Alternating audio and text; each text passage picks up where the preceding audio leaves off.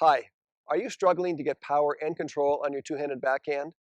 In today's lesson, I'm going to reveal three key elements that are going to help you develop your two-handed backhand into a professional quality weapon. And I have one of my students, Randy, with me today, and I am going to run him through the drills and fine-tune his two-handed backhand and show you how you can get your two-handed backhand in tune and develop a powerful weapon. Like with every shot in tennis, a great shot begins with a professional ready position. So the first thing I want Randy to do is get into a professional ready position that's neutral, where he doesn't know where the ball's going. And I want to make sure that his feet are wider than his shoulders. I want him to get a little more flex in his legs. And I want to have him a little bit more relaxed here, just a little bit more relaxed. What I want Randy to do is feel as though his non-dominant hand is in control of the racket. So he could literally take his right hand off and know that the racket's in control with his left. And now he's put his right hand back on in the forehand grip position. From here, once he realizes that he's going to be getting a backhand, he's going to, of course, bounce. He's going to be active with a split step. He's going to push off and step out. And as he steps out, he is going to make a grip change to a continental grip with his right hand. And I'm really a big advocate of a grip change. You know, there are a lot of players, even players on the tour, that keep their right hand in the original forehand grip position and just play the backhand with a bent wrist. But I find that players, especially at the club level, have trouble with that, and their hands start competing to get comfortable, and the racket face loses control. So much better to make a grip change so that the right hand slides back into a continental grip. And now when you come into contact, the two hands are really complementing each other as you come into contact. So that's really important. It's got much better support and strength, and the two hands are not competing for comfort on the racket. The other advantage of this too is that later on, if Randy were playing and once he took the racket back, he decided he wanted to play a slice, he could just slide his left hand up the racket and then play a slice backhand because his hand would be in the proper position. So there's a number of reasons why that grip change is essential to get in there, okay?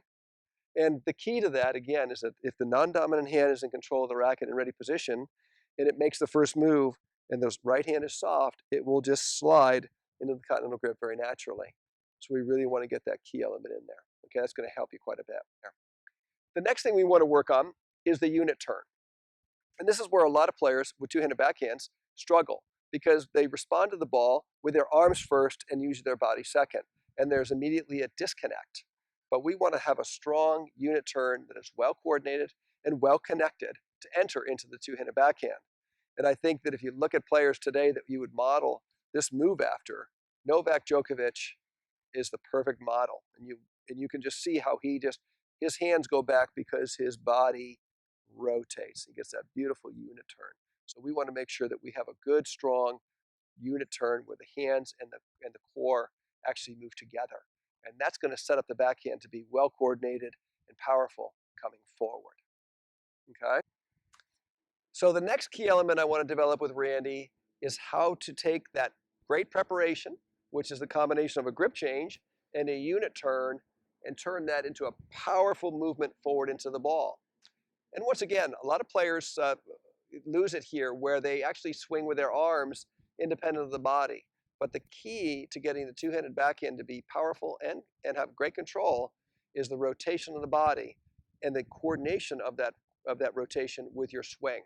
So the unit turn sets up a unit of movement back into the ball. So when we're working on the backhand here, we want to make sure that we go from a position where our back heel is down and our weight is clearly on the back leg to pushing off that leg and coming into a contact where the heel is up. Okay, so we've got those hips rotating in, which is really bringing the core in, and that is really delivering the racket into contact. Okay, so it's that dynamic core rotation that we want to get, is where the energy and the power of the swing comes from.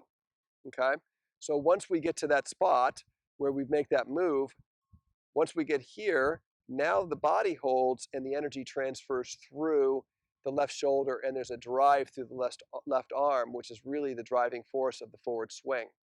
So we get the core rotation, and then we hold. Once we come into the contact, we hold. We don't just keep rotating because we rotate off balance.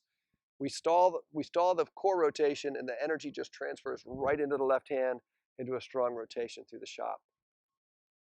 So if we can build these three elements in, you're going to really discover how to create easy power and control together on the two-handed backhand.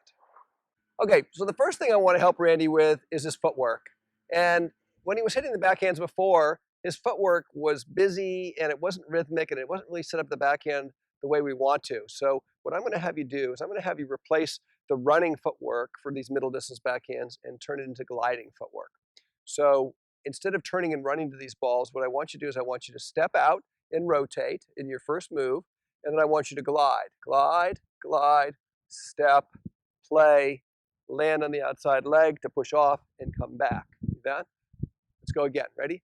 Bounce, bounce, push, play. So your first move is going to go from wide to wider, and it's always going to be the opposite leg that's going to push you into an explosive first step. Okay? I want to try that with the ball? Yes. Let's give it a shot. Okay.